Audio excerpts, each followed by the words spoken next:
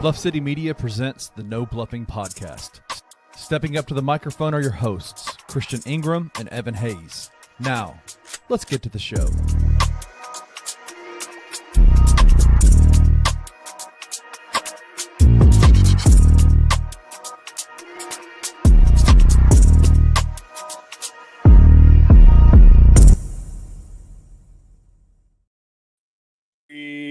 Nation, what's going on? Welcome back to another episode of the No Bluffing Podcast. I am Chris Ingram. And I am Evan Hayes. And welcome back to another episode of the show, man. Glad to be back. Hope y'all having a great week so far. I know we just popped it off. It is Monday, July the 21st. So, man, hope y'all having a great day out there. Can you hear me good, bro? Am I good coming through good, clear on your end? Yes, you are. Am I coming through clear, my guy? Yeah, I think we're gonna have our most clear episode collectively. Hopefully, Lord willing. Let me knock on some wood before I say that. Fingers crossed. For sure. But yeah, man, glad to be back, man. Everybody that's in the comments, y'all definitely tap in with us. Let us know what you got going on. Appreciate you for tapping in. Rusty, my guy, what's going on, man? What's up, bro? So yeah, man, we're gonna get in and out of this one. Not a lot to talk about today, but we're gonna definitely make it entertaining as we go through the topics in today's NBA Grizz news and all that. Y'all know in a little bit on me, so y'all probably got everybody else's perspective on what it is to discuss, but we're gonna give it all we got to close it out for the rest of the day. Before we do that, Ed, how was your week, my boy? I know you got some good things, some good news, at least on your end, man, that you share in regard to school and stuff like that, man. So how was your week? How you feeling? What's going on in your world? For everybody knows last week was one of the most busy weeks of my young adult life / professional life. Just want to say I appreciate everybody for tapping in and supporting me all week. From Irish on Monday to GP shows on Tuesday to Anthony Sain's show on Friday. Everybody showed a lot of love. I also finally finished school for the summer. So I was very happy about that. I finished my last assignment on Saturday or Sunday night. Yeah, Sunday night. Yeah, Saturday. One of them nights on the weekend. Finally submitted my last assignment. So I was very happy about that. So yeah, it was a very hectic week, but a very good week, busy week. But blessed to have the opportunities that I've been awarded. So shout out to all the people that have helped me to there. Also today I put out an article today on our guy, Gigi Jackson. It's on my Twitter right now for Beale Street Bears. So if y'all want to check that out, tap in with that. We're going to talk about it today, but I talked about his summer league and my aspirations for him this upcoming season. So yeah, it's been a very hectic week for me, but like I said, I'm blessed to do what I do and trying to stamp my flag in this thing we call content creation and media game. So that's all what's going on with me, man. How was your week? You owe me $1. Already. Of course. Y'all Cash know, at come me. on, bro. That's the Put my cash. You gonna be able to buy 4 M&Ms, 4 packs of M&Ms by the time the month is over. Messing with me in this mute button. A cookout meal. Absolutely. Oh, shit, man. You can't even get that for $4 no more. Shit. I went up there a couple weeks ago, man. That folks said That's $7. true. I said, man, y'all tripping. That was not what it was back in college for me. That's true. That's Like, true. nah. It's about $7 now. It's about $7 now. You're right. Good grief. But yeah, man, all well in my neck of the woods, man. No complaints. Just kind of like you trying to, man, get done. I'm almost there in regards to graduation. So glad for that. Man, I ain't gonna say stream, y'all. It's me, bro. I'm just over here got screaming kids in the back, so I don't be wanting y'all to pick up that feedback. I promise you, we don't beat our kid. We love on them as much as we can. If Yes, you've been sir. around them, you know that they just, boy, good God, they are attached to our hips. JD, go to hell. Talking about some 10 p.m. show here. He may say 10 p.m. show.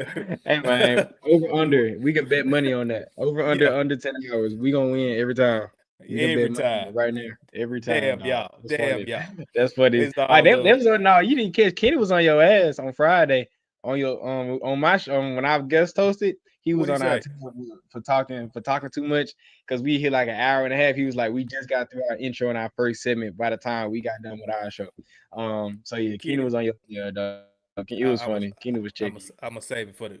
I'm gonna save it for a personal text to Kenny. I ain't Save for the gonna group say it on chat. the live show. Yeah. I don't want to get banned on Twitch. I said Twitch. No. We ain't on Twitch. We need to get on Twitch. Crazy. We need to get That'd on be there. funny. That'd be fun. I don't know what That'd we'll be fun. react to, but we'll figure something out. But man, we're gonna get up out of it. It ain't that much to talk about. I promise y'all it ain't. So we're gonna definitely get through what we can. And you know what? Let's jump right into it for that matter. Not a lot, but we still gonna bust out the no bluffing news for y'all. So number one, first topic that had Memphis going crazy as a whole is the news that came out earlier today about University of Memphis making a $250 million offer to the Big 12. We said, man, look, we want you and we need you. We can do this the hard way or the easy way. And guess the Big 12 said, hell no. Good job. We don't want you or your funny money. Yeah, you can take them funky $250 million, shovel up your let me not get canceled from Memphis. Y'all know not even 10 minutes yet. It's not even 10 minutes yet. It ain't 10 minutes. Already. Right. Hey, you got to make a light of the situation because I said like this, like I'm not really stressed about it. I think it'll all work itself out eventually. This was a great start. But for like I said, y'all that don't know, Memphis made a huge, historic offer to the Big 12 to join. They did deny it. But it's all good. I think that's the start to something big elsewhere, and we'll see what happens. As far as the news when it hit your desk, what was your outlook? How you feel about it now? If it, feel it has changed on that whole situation. Yeah, I was a little disappointed when the first notification hit my feed because I was like $250 million. That's a decent amount of money for the Big 12. But I guess we just didn't check the box the Big 12 wanted. So of course, as a Tigers fan, that's always disappointing. But it's always about football, man. And our football team has been good, but the Big 12, they at least want elite teams that can compete for a playoff position. And I don't think the Memphis Tigers football team can compete with the elite of the Big 12. Not saying we can't compete at all, but like with the Arizona States and the Colorados and the BYUs and all those teams, I don't know right now. We can beat something. We can beat the lower half of the Big 12, but you got to think from a business perspective. Why would you invite a team into your conference that's not going to potentially competing for a conference title or a national title? So that makes sense on one end. On the other hand, I kind of have the reaction as you. I feel like this is just the first breadcrumb to something bigger. I know everybody's been saying maybe the ACC or maybe the Pac-12. We can throw that same offer to them and get that invitation back. So as long as we get to a Power 5 conference eventually, I feel like that is a success. And I feel like it was just the one domino to fall, and maybe like 5-10 years we can look back and say, hey, remember when the Big 12 rejected us in 2025, and now look at us now. Now look, we're competing for an ACC championship or a Pac-12 championship, So, of course, you're disappointed as a Tigers fan because we want that big primetime football to play. Because everybody knows, we have basketball, we have baseball, but football is someone they really care about. So, right. The fact that we got denied, it was a little disappointing, but I feel like it's a bigger scheme down the line that will prevail for us one day. Yeah, it's a couple different ways for me to look at it. I saw somewhere like, I think it was SMU, they made an offer to the ACC like 3 times before it got approved.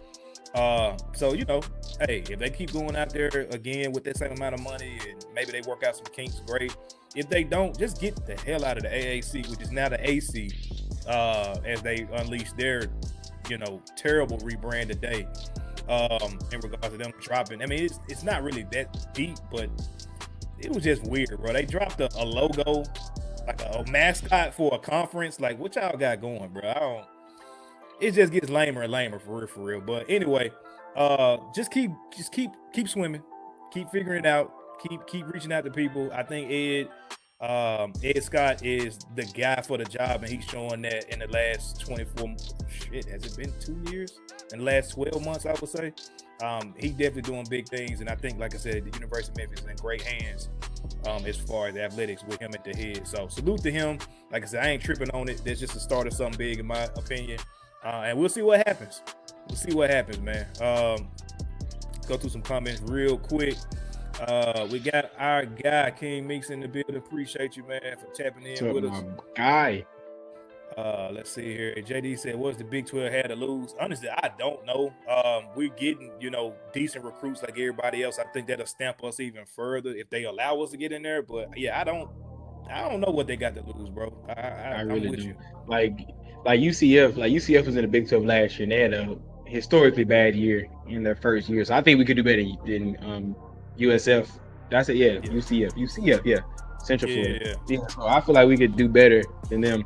And I would love to see, football is one thing, but of course, the basketball here, I would love to see us go against the Kansases and the West Virginias and the Baylors. Like, I would love to see us go against them on a basketball perspective because honestly, I feel like we compete better on the basketball end compared to the football lane. But obviously, football is one they focus on and makes the most money. So I don't think they're going to lose. But again, like I said, being that we're not right now competing with the top of the conference, that's probably what, at least in my head, that's probably what will frame them from improving our invitation. King Mix, I know you laughing, but the $1 billion is probably crazy. But we talked about on this show before, like Memphis being in the SEC just makes sense, location geographically. Yes. We're in SEC country. Yeah, I mean, you talking about Ole Miss on one side, Vanderbilt on one side. Vandy, like, they ain't been great, but they still get support. The Gibson Donuts and the Wing Guru is crazy. But, hey, you gotta take Wing Guru out. Shit, they ain't gonna have no money. Try to suit the draws off them folks. We definitely should have been the SEC, and that would definitely raise the cachet of the program if you did that. But they ain't fooling with the city. It's all good. Hey, I got a very conspiracy. Well, I wouldn't call it a conspiracy. I just have a theory. Like, the reason why we would never be in the SEC because Tennessee would never approve it and vote on it because they don't want to play us in football, especially basketball. They don't want to play us in football. So I feel like we'll never be in the SEC because Tennessee don't want that smoke. Because everybody knows when we play Tennessee, it's a competitive game at least, and we haven't played Tennessee in basketball in at least since 2018 or 2019 because we walked into Tennessee and beat them, and ever since then they ain't want to play us back. So I don't feel like that'll ever be a thing because Tennessee don't want to fool with us at all. Screw them. Shout out to Ed. He says their loss. I don't expect the conference to last much longer. It's the reason Texas and OU left. Hey, screw them. Let's find somewhere else to go, man. I ain't mad at it. The only reason I disagree is because Colorado's in that conference and Deion's going to keep bringing money and profile to that conference. So as long as Deion's the coach of Colorado, I feel like the conference will at least be somewhat relevant. Not saying they're going to be the best conference in the P5, but I think that'll be somewhat relevant, How long Deion gonna be in that conference? That's the thing. A good question. That's a good question. Very good question. Very good question. Shoot. But we'll move on. Not a lot in the NBA transactions. I know I got a couple I want to kind of joke about or talk about. Anything you want to throw out there, obviously, we can chop it up. But the LA teams for me were pretty much the talk of the last week. They made their move to get John Collins, which y'all know if you listen to this show, has been my heralded trade target over the last 12 months for the Grizzlies to pair next to Jaren Jackson Jr. Didn't work out. The LA Clippers saw the value. They went out and got him. Danny Ainge is definitely losing his cachet around the league. In my opinion, just based off the value he's gotten back for John Collins and Colin Sexton over the last couple of weeks. That's insane. What they were, received back. I don't know what's going on with that. But John Collins to the Clippers. You got the Brad Beal buyout that had to happen later than it, did for financial reasons and all that stuff. He's now a Clipper. And then you get the announcement that Chris Paul is returning to the Clippers, man. How you feel about that Clippers roster, bro? Some people, they like, it don't move me. People like myself, I'm like, that's a nice, nasty rotation when you're talking about 10-man, 11-man rotation. What's your opinion on the Clippers?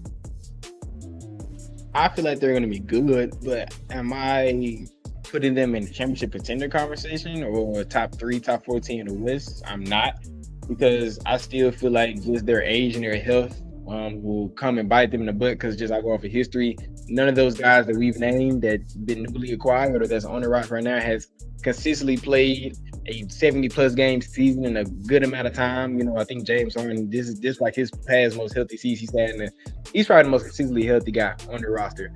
Chris Paul is past his prime. Bradley Beal's been hurt. Kawhi's been hurt. Like, go down the list, So if they're healthy, I feel like they could be a very tough out in a first and second round matchup. But am I depending on them to get past their No. So am I scared as a Grizzly fan that's gonna see them in the conference?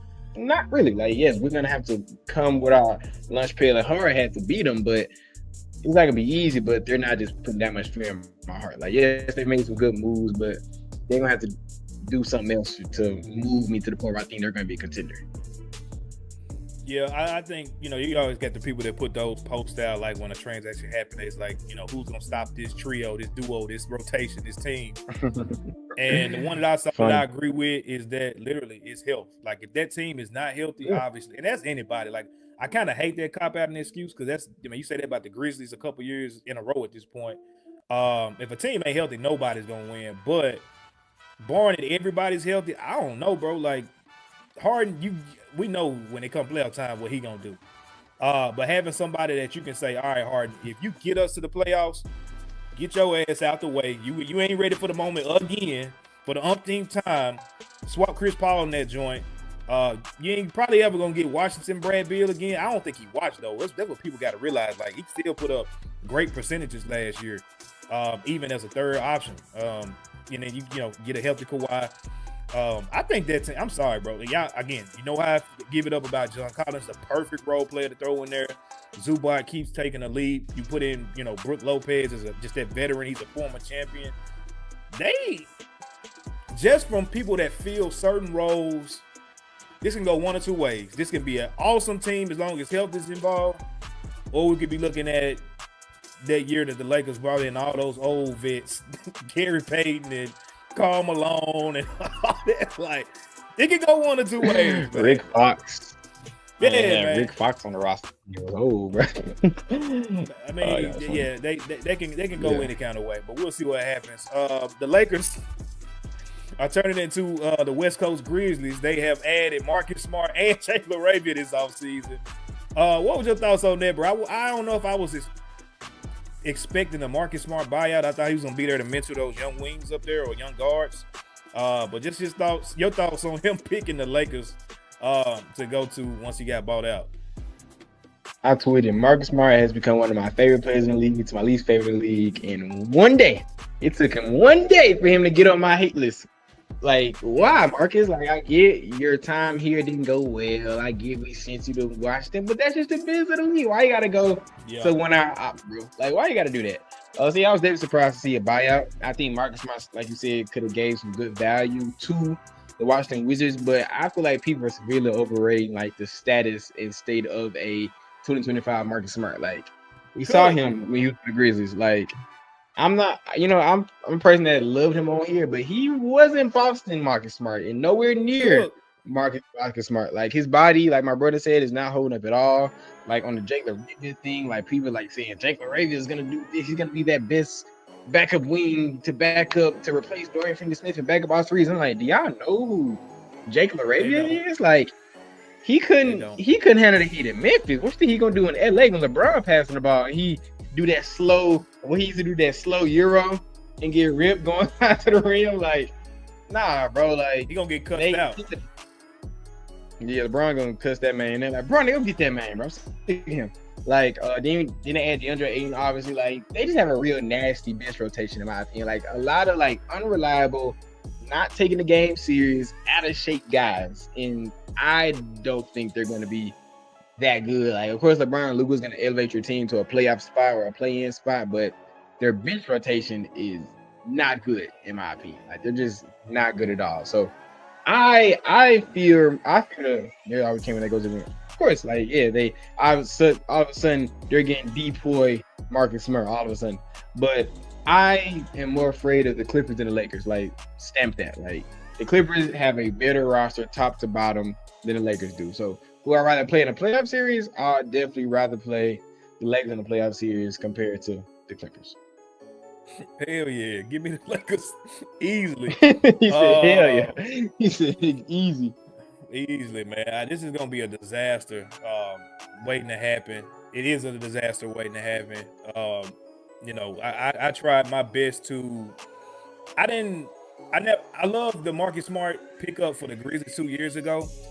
I never liked the intention of him being the starting three, but I was open to at least seeing what would happen if he was healthy with him and Ja and Dez on the court. Problem is, we never got to see that shit. Like, never. Like, when he was healthy, Ja was out because of, the suspension. He comes back, Ja goes out, Marcus Smart goes out. Last season, his ass came in, not in shape again. Never got to see him play. Yeah, bro, he just might be cooked at this point. Two years in a row of just having injury-riddled seasons like that. Sayonara. We got a comment from King Meek said, does he start? I wouldn't start him. Because who you moving to the bench? Like, if you got Luka running the 1, you got Austin Reeves at the 2, Bron is either your 3 or your 4. DeAndre Ayton is starting center. He's the center, so I guess the other wing would be what? Rui? I wouldn't start Marcus. Rui Hachimura. Yeah, so you're not starting Marcus Smart, bro. He may be your backup point guard, realistically. Like, I can't think of the backup one right now, so he may be your backup point guard. I forgot about he's still on the roster. He barely played. Dang, forgot about that. He was hard. So, I think he was hurt a lot. You're gonna be splitting backcourt. He was like you splitting backcourt between Gabe Vincent and Marcus Smart, 2 guys whose value has dwindled a lot over their past few years. So like, yeah, it's just LeBron is not happy, and I understand why LeBron isn't happy. So I feel like it's gonna be one of them things where it's LeBron team type move where they just trade all their guys to the deadline. When LeBron gets sick of people, he's like, you know what? You're gone. Rob, find me some more players, and you got 2 weeks to find me some players, and we're gonna try to make a punch for the playoffs and for a championship. So that's what I see happening. So it's a disaster going to happen. Yeah, man. Marcus will probably come off the bench if he start. Man, look here. That's one thing it takes me that, like, you could tell even when the whole Jalen Mills thing happened, like, he wanted to be the professional, like, support Jalen and things like that. But he was never the same mentally on the court. You can see him. Like, I went to games where I seen dude look irritated. Even that game, I think me and you met up at, bro, where he was shooting off on threes the whole night. It was almost like an FU type, like yeah, like I still got it. I still do this. Like, I'm here. Like, yeah. No, bro. Like, you really need to be in this role permanently. And now you're gonna go out to LA willingly and do it. You did it, basically had to in Washington, a much worse team. Like, I ain't gonna lie. I heard a lot of stuff about why Marcus Smart was here, and I'm thankful for the veteran presence he bought for some of those young guys in the locker room, bro. But sayonara, bro. Sayonara. Sayonara, bro. That's all I got. We're gonna move on to the last topic that we got for y'all. It's the WNBA All-Star Weekend, man. I know, Evan, you said you didn't get the chance to tap in too much to it, bro. I was glued. Mainly, I ain't gonna lie to you. Shout out to Courtney Williams and her stream, the Stud Buds. I was sitting there watching it. That's really what got me drawn in because I had forgot that it was this weekend. And so seeing all their clips, I started going to the stream, watching it, bro. That was the most entertaining, I want to say sports stream, but probably stream period I watched because I don't really watch the Cosmonauts. I mean, they doing a lot of young kid shit, so I just really don't sit there and watch a lot of that. And I just, it's fake. It's set up a lot of time for them. Stud Buzz was just giving y'all back behind the scenes access to what was going on the whole weekend, being themselves. If you don't know what Stud, whatever, figure that out on your. You put 2 and 2 together later. But yeah, man, the Stud Buzz was amazing, bro. Weekend itself was just, they did it right, bro. It was entertaining on and off the court. It was competitive in the All-Star events. I mean, the game itself was kind of off, but they did bring in a 4-point line or a 4-point area. So that was kind of interesting. Just salute to them, man. The W, I was telling my wife when we were sitting there watching a lot of the events going on, they had Glorilla performing at the halftime show of the game itself. They just doing a lot, bro, to engage fans that are, interested. Those that are not interested, they bring people in different kind of ways. And you can say it's Caitlin Clark, you can say it's this and that, but the game is already growing before her. She's been able to throw games from the fire, but everything else that's surrounding it, you got Unrivaled, all these different other leagues coming up, man. Salute to them. Again, me as a father of 2 daughters already, like, that are looking at sports, watching sports, enjoying sports. Stuff like that is dope for me because they got something to kind of look at and watch and say, okay, this is entertaining. So 100% King Meeks. Like, hopefully the NBA can learn to be cool again. Like, it's too many. I've talked about this before. Like, it's too many cool dudes in the NBA. Like, y'all need to put a little corny cool will probably make this stuff a lot better, bro. So y'all need to find a way to actually engage the fan base, engage the young, people coming up and things of that nature. But I know you didn't watch too much. You got anything on it, bro? I don't want to, force something out of you if you didn't tap in too much. I know it's give or take, but you probably had a lot going on. But yeah, that's pretty much all I had on. Yeah, the reason I didn't watch because I was just my last week was just a super hectic week. And honestly, when I got to the weekend, bro, I just turned everything off and just tried I didn't watch anything. I literally just sat in my room, did what I had to do with my work, and watched YouTube or something. I didn't watch nothing on television at all. But the clips I did see, it seemed like everybody was entertained, everybody was engaged. I did watch some of the clips they was on the stream. I thought that was pretty funny. And to your point, I think the NBA just needs guys to show them more personality. I think everybody either wants to be this uber duper professional, or they're trying to be super cool, this nonchalant. That's as great as Shea is. I think he in that try to be too cool thing. With the post game comment, everything I do is consistent. Bro, just be yourself, bro. Of course, I don't know SJ personally, but I highly doubt he talks the way he talks on TV, the way he talks to his homeboys or his wife. Go back to his old interviews. Family.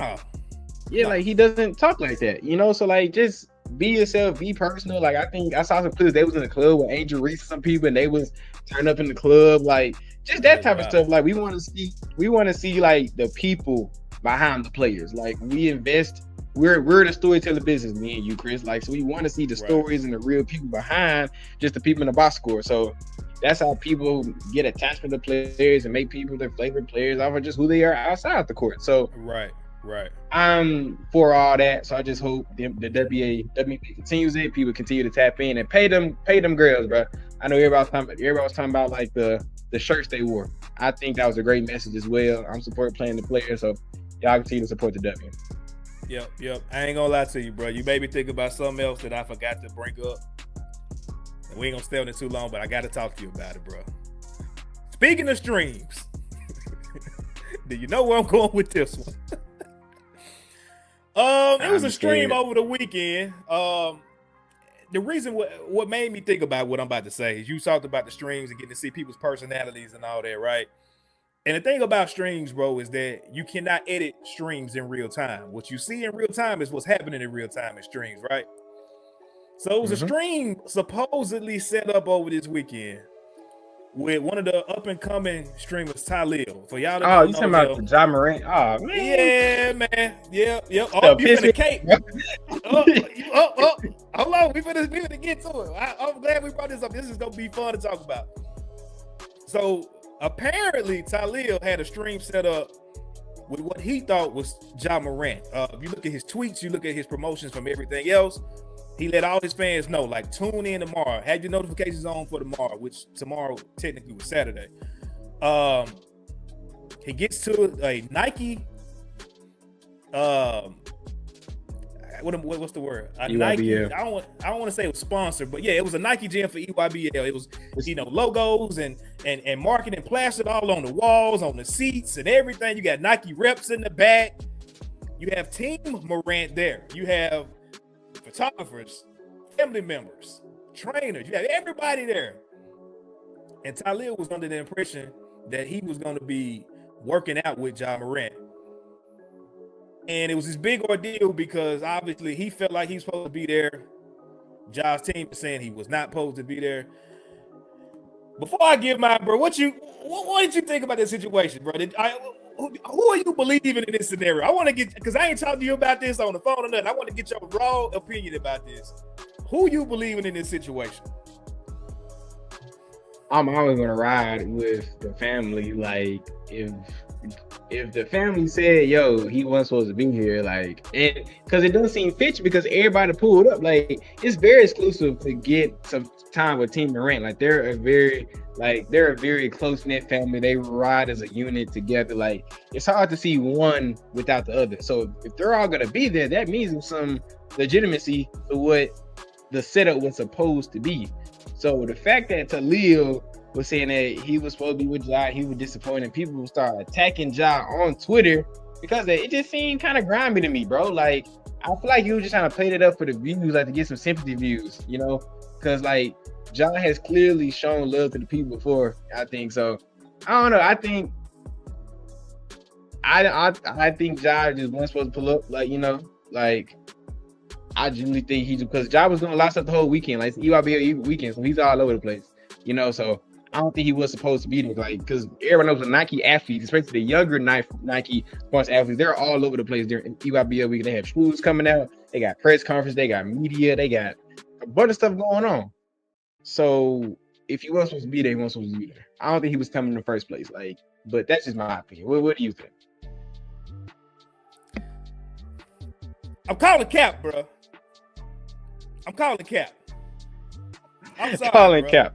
I'm calling big cap. I'm calling Bass Pro cap, big ass cap, the big pyramid cap. I'm calling it. Pyramid cap. Bro, come on, bro. Like, and you know, shout out to Nas, shout out to Team Ray. Like, you know, shout out to you, bro. But I'm sorry. Like, I gotta be honest. I can't say that we're gonna give y'all everything honest on this show, and I come on here and lie about how I feel about it. How in the world is his entire team? The entire team is there, and he not there. We know, or at least from what we see, like you said, they move as a unit, bro. And he the only one that ain't there. And so when I saw all this come out, because that's the thing I want. When you said something that I kind of made a face, I want to clear what I was making a face at. Talil was only streaming. Like, he's giving his raw emotions in the moment of how he feels about what's going on. That clip that went around, that was somebody that clipped it up. And then obviously they can say whatever they want. But that clip was not him that got put out there.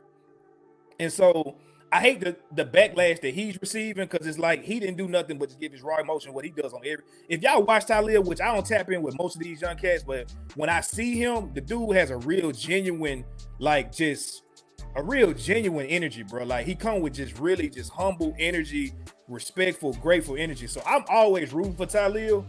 And so when I saw that they was supposed to be in his, you know, at least from his viewpoint, leg it up, I'm like, oh, this is about to break the internet. This is the perfect streamer for Ja to get with. And he liked to hoop a little bit. So when I saw that go on Twitter, I said, bro, let me go watch the stream for myself before I form my opinion and say anything. I go watch the stream. Bro, I ain't gonna lie. Again, shout out to Nas, shout out to Coach, shout out to T, shout out to Mo Wells and everybody.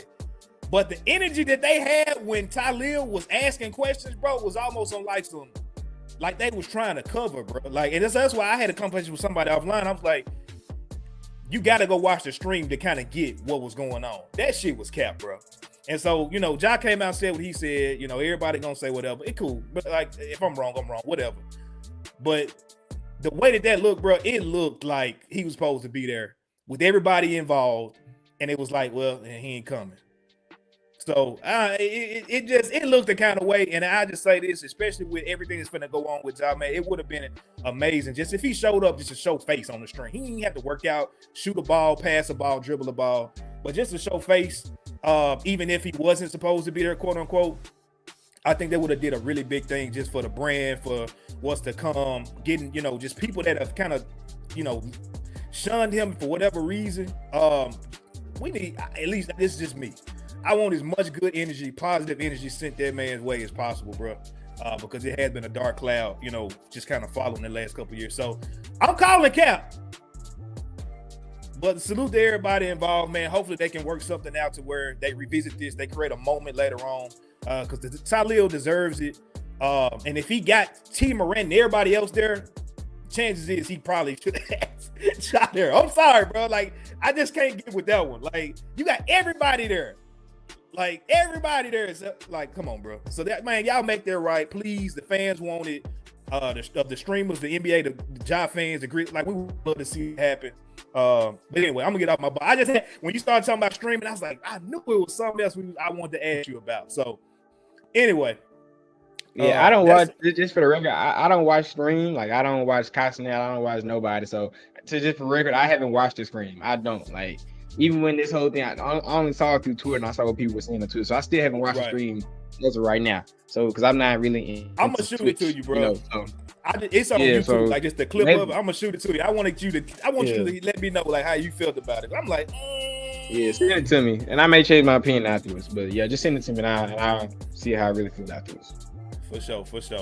But man, that's all we got for the No Bluffing news. We're gonna come back after commercial, and just chop it up at the summer league, and we're gonna end it like that. So y'all stay locked in, stay tapped in. We'll be right back on the other side of this break.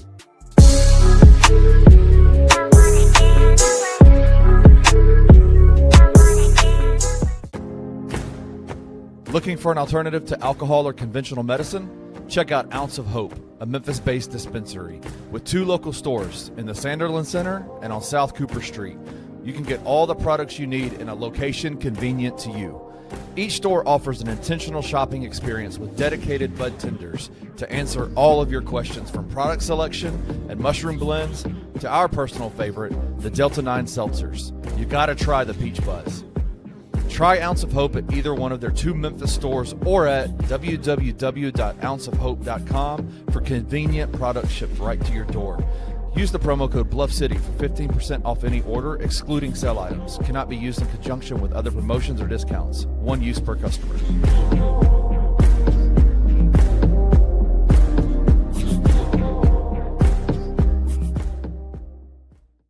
Well, that's a pretty good answer. The correct answer is the Grizzlies will be better if Ja plays 70 games.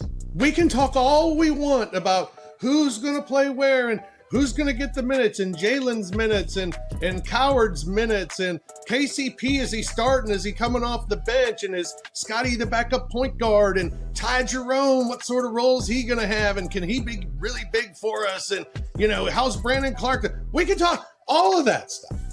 What matters for this team's success is that John Morant's playing 70 games.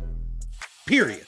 Well, you know what? I can tell you this much. I want to argue with you, but I can't argue with you. The team is still built around him being great and available, and Jaren being great and available. Tune in to the Night Court Podcast with your hosts, Rob Fisher and Brevin Knight, on the Bluff City Media YouTube channel.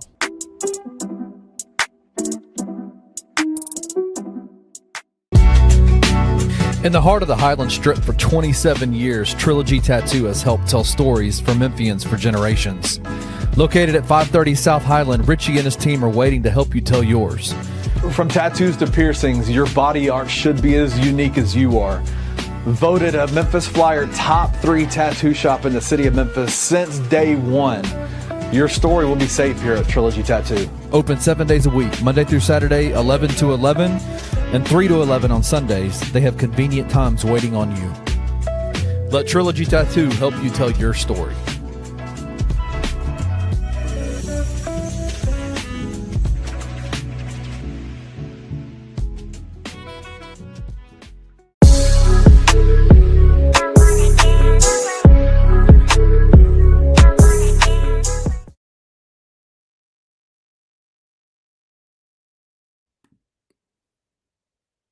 Are you muted? Y'all hear me? Okay. All right. I don't know what's going on, but welcome back to the No Bluffing Podcast. Where you keep it all the way real, all the way raw, and all the way honest about everything. Grizz is I am Chris Ingram. To my right is my right-hand man, Evan Hayes. Y'all trying to act funny, but it's all good because we're almost up out of here anyway. But before we finish off the show, man, make sure y'all give us a follow on Twitter, X, whatever you want to call that, at the links below. Well as our pod page, the main pod page, where we share pretty much everything over there. You give us a follow at the No Bluffing Pod. Appreciate it. Hey, I'm almost at 500, y'all. I'm almost at 500 followers. I'm almost there. Can y'all give me the 500, bro? If everybody follow me, that's why I need like 12 people to follow me, and I'm at 500. Like, mess with your boy. That's all I gotta say. I don't tag my social media that much. I don't tag my, but I'm that close, If you wear a black sweater with a gold chain next week, you'll get there, bro. Bro, did you get see your what Nino Brown back up, bro? Oh my God! Every picture of every man with a black and gold combo they put on they was proud, my boy.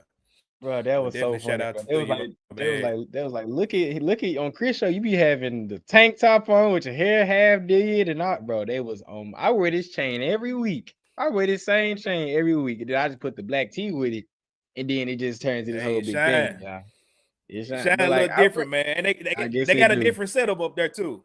Different production, Yeah, you know. so different products. So I guess everything sounded, looked all clear and stuff. We doing our best though. You feel? But I wear this same gold chain every Right. week, same watch, same other gold bracelet. Like. But anyway, Right. keep it. Just It's tap all in with you. good. It's it's all good. We're gonna end the show on a summer league wrap up. It is done. The Grizzlies did play their last game on Sunday. It was Mm-hmm. a consolation round. Did they? I mean, basically they played for nothing. I don't even understand the point of that. Somebody had to explain it to me. So I don't Um, understand. I'm because they played right before the championship game. I'm like, but they not whatever. But they end up playing really, really well. So just your high points, your low points, what you were satisfied with seeing, maybe what you want to see a little bit more of the summer league. What would you rate it overall? As we move forward into this offseason, to the start of training camp here, I would say in the next month and a half, because we are at mm-hmm. the end of July. So let's say 2 months. 2 months. We're 2 months away. So what's your thoughts on the summer league overall? Like I said, give me a grade once you wrap everything up.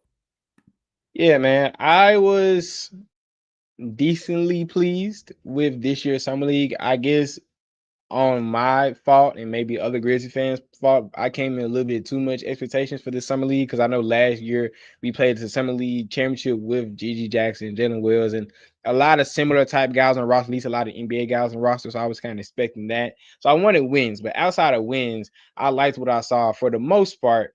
For our rotation guys, I think Gigi Jackson, you can read my articles on him about how I felt about him. I think he was playing his role. I feel like he was attacking the rim. He was hitting shots. He was playing defense primarily.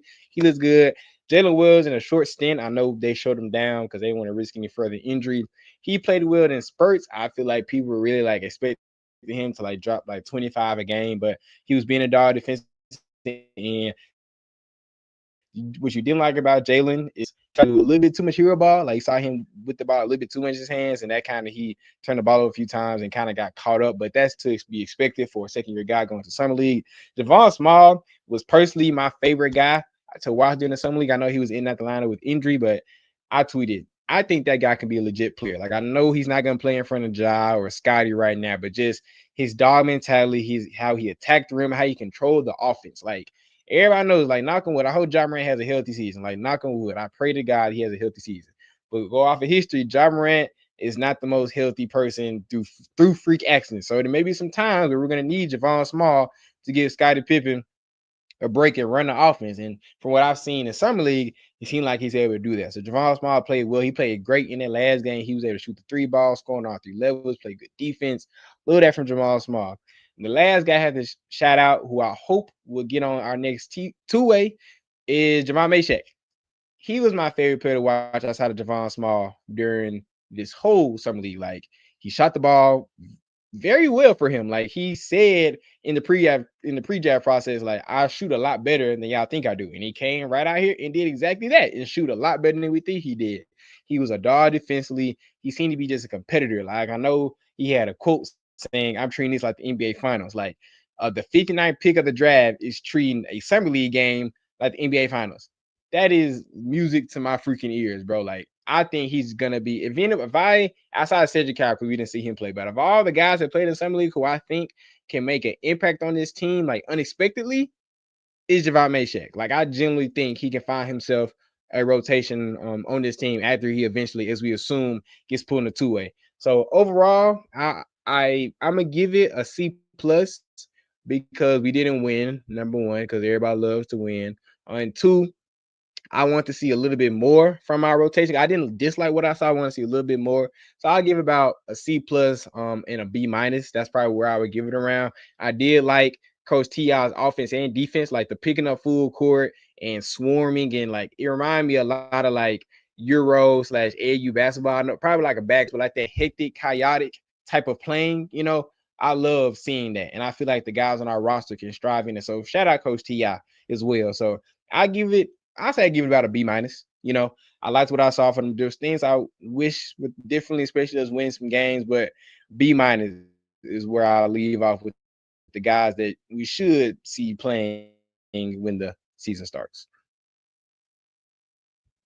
Man, I'm kind of right there with you. I guess the first couple of weeks of it, I felt like it was a lot of maybe overreactions in regards to the whole Jalen Well things. We talked about that already. Um, but I think the biggest thing, bro, for me is, at least in my immediate or recent memory, this was definitely like the most lacking summer league team we had in overall talent. Like they did not, and I guess it could have been strategic in the way that they did that. Maybe you wanted to not have too many guys that would, command the ball, away from Gigi and Jalen and things like that. But my thing is this, like in this situation or this scenario, two things should not be true, because if the goal is for Gigi anyway, is to put him in a position where you want him to carve out a role and practice on that role, because you're feeling like when he comes to on a court with Ja Morant, Zach Edey, Jaren Jackson Jr., and whoever else that they would add on this team, you want him to be able to fill in a role with those guys. Well, if you're gonna put him in that role, bro, you're gonna still have to surround him with at least with some players that he can work on that role with. And I don't think they did a great job of that at all. I know you probably, depending upon Javon Small from day one being able to play more games. So that probably played a part in it. But you still had high expectations for Zion Pullen, which went out there and, got his two-way snatch. He just was terrible. And so you're talking about the point guard spot. I feel like if they had Javon Small every game, you probably get a little bit better Jalen. You get a little bit better Gigi, because he was definitely setting guys up. They had nobody to set them up. That's one thing. The big situation was absolutely god awful. We had no bigs. Bro, No I bigs was at all. at Armando Baycott in our group chat, like, bro, can y'all stop? Like, no. And you got like fans on Twitter was like saying, like, oh yeah, he needed to be automatically the guy that got the last two-way. No, he should not. If you're gonna give it to him, you might well just hold that junk and wait till you find somebody else, bro. Like, no, there was a waste of a two-way to try to get it to him. So I'm glad they didn't do that. They went the route that they did last year, go to another team, find somebody that was actually out there, serving, and get them, the two-way spot. So we'll talk about that here in a second. But yeah, the bigs were terrible. I heard a lot about the Will Magnate guy. I was excited just based on his size and where he played. He go out there and show me nothing. I'm like, bro, this is just an awful roster. And when you're trying to get guys to practice on a role, if you ain't got them around people that can get them into their role, it's just really a wasted time. Cam Spencer is not really a point guard. He's just a small guard. So, like, he going to go out there and fight. But, yeah, that part for me kind of just made it underwhelming. I still watched as much as I could, bro. But I'm with you. I think I'm going to definitely give it a C- from all things considered. Not more than anything because you were just putting guys not in really the position to excel at anything when it came down to it. So, it is what it is. I'm not going to hang my hat too much on it. I think GG definitely helped his, odds going into the training camp just to show that he could go out there and play a role and, take a step back. He was also sick too, those last 2 or 3 games. So, his win being up under him, I mean, that didn't make it no better for him. Jalen, he's going to be Jalen. He's going to be Jalen Wills. He's not going to be Jamal Crawford, Devin Booker. So getting these guys around, better players, I think it's going to definitely, give us a different perspective. But let's talk about this new two-way addition. We got PJ Hall that the Grizzlies signed on a two-way center, big man out of Clemson, and was undrafted last year. Has been in the NBA last year. Did some G League time and had a really impressive summer league with the Charlotte Hornets. He didn't play in yesterday's championship game, but the guy looked really, really solid. Put up some great numbers in both G League and in summer league. So, what's your thoughts on the Grizz adding him on that last two-way? Just kind of your expectations for him going into the season. Yeah, I feel like we brought him in for a depth piece, and I feel like we could have had a lot worse depth piece. So I'm not too mad at his addition. After doing some research on him, I know in Clemson he was a 4-year. Well, he played for 4 years. He was a 3-year starter, averaged 18 and 6. He was an all ACC guy. Actually played Memphis in like the 2023 season and had a very good game against the Tigers. So he's played in the FedEx Forum before. On the G League, he's averaging like 18 and 11 in the G League, and he played like 25, 30 games in the G League. So the guy can play. I wish we could have got more of like a 7-footer, like a solidified 7-footer, but just in the modern NBA, you're not gonna see a lot of 7-footers getting a lot of play time on the court unless they're just like uber duper talented. So that was just a very nitpicky thing on my heart. But he's there for depth. And I hope we're not depending on his minutes deep into the season. Like if we're depending on him deep in the season, something has gone wrong. But I feel like he's a very sufficient guy to have in with James Jackson Jr. maybe not playing the first few games of the season and Zach Edey not being back to maybe like October, November, December. I think we could have done a lot worse. So I'm not too mad. If I give like a scale of 1 to 10, like my excitement level, I'll give about a 4 or 5 because we did the same exact thing with J Huff last year. We picked him. he said, I said excitement level, like how excited I am. Like I don't know. Damn. You got what kind of two-way gonna put you at a 10, bro? God damn, that's pretty low on the scale, my guy. Come on, man.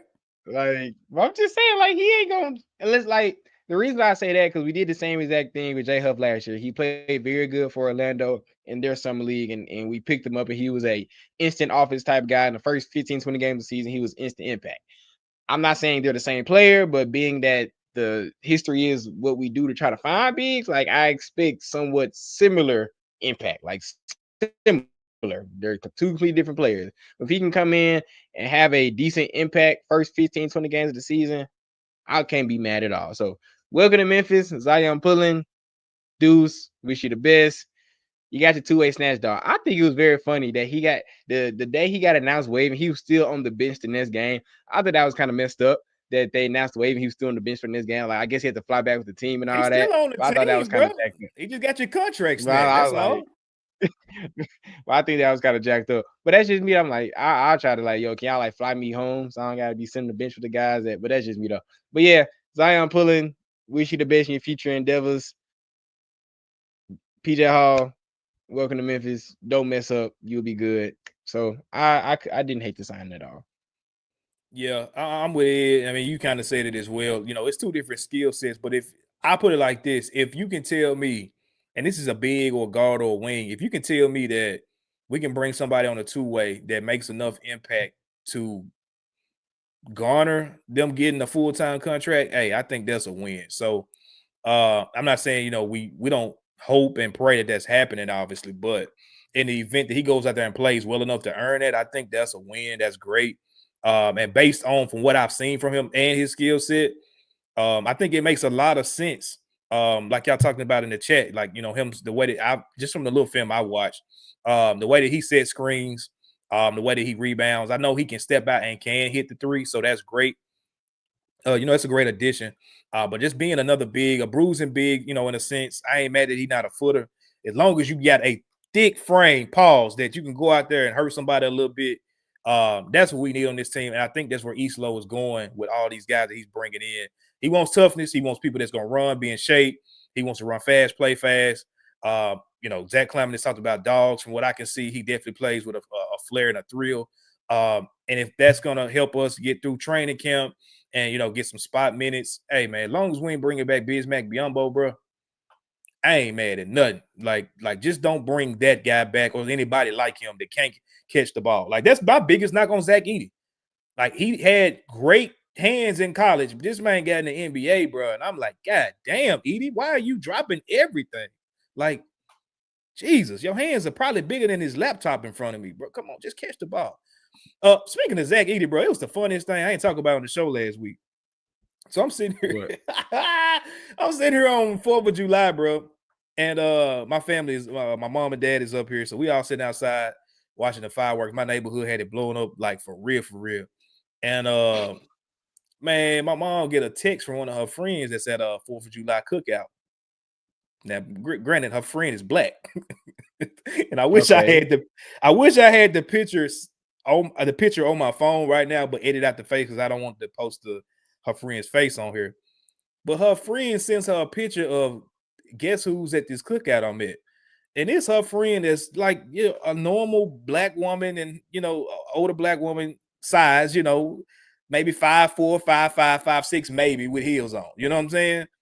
Mm-hmm. Next to this lady in a house is 7'4" Zach Edey. And I'm like, bro, this is the most random thing that I've ever seen, bro. Like, what is Zach Edey doing at a black cookout in Memphis? Like, what is this? So anyway, just talk about Zach Edey. Man, I don't know. I guess What part of town was they in? What part of town was they in? Do you know what part of town? I think she said it was either. I want to say she said Oakland. I may be wrong, but I want to say she said Oakland. So maybe Edie lived out that way. Maybe it was a neighbor he just popped up, on. But man, that shit was funny as hell. I was like, bro, I can see Edie. I can see Edie just like, hey, can I join? Y'all got some extra. I can see him to be like, what's up, y'all? My name's Zach. No. You know the black aunties, and he let them get that. Oh, that's Zach. We got baby, come on. Yeah, he didn't have to introduce himself. Edie, he a vibe. He just be chilling. So I can see him just walking over his big self, just like, hey, what's up? I saw y'all was popping fireworks. I don't got a lot of people over here. If he don't deal with black women yet, he probably deal with them after that cookout, boy. I know they. You saw he got the beard now. He got the black dude he got the fade. I'm like, hey Zach, like he got a Memphis barber for real. Man, talk about it, King.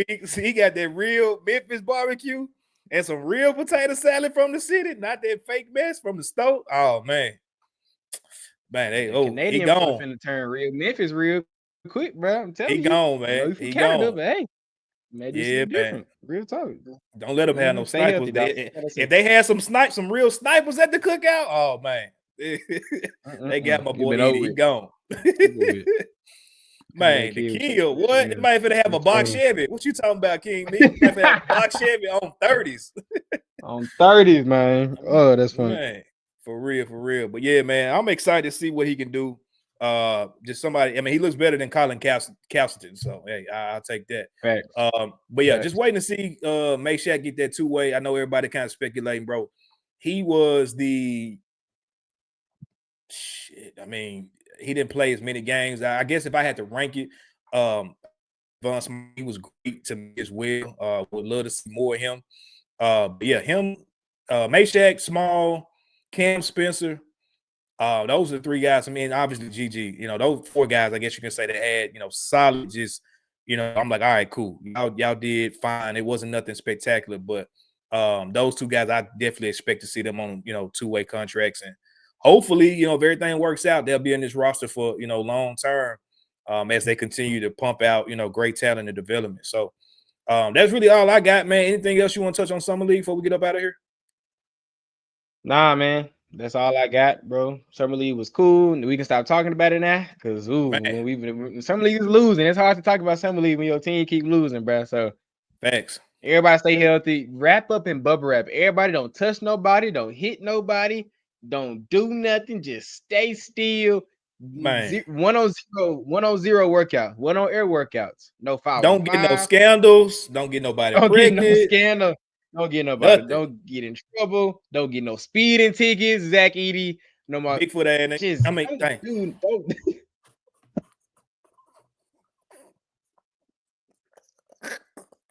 Forgot I was on the show, bro. My bad. Hey, y'all, that's a Noble podcast, what TA did. Hey, it's a Noble podcast. We got my boy. Yeah, dog.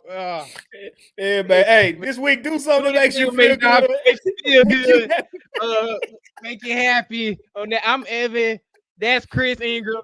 As always, go Grizz. Thank you for listening to this episode of the No Bluffing Podcast. If you enjoyed this episode, like and subscribe to Bluff City Media's YouTube page. For comprehensive coverage of all things Memphis sports, head over to www.bluffcitymedia.co and find out how you can become an insider. We will see you back here next week.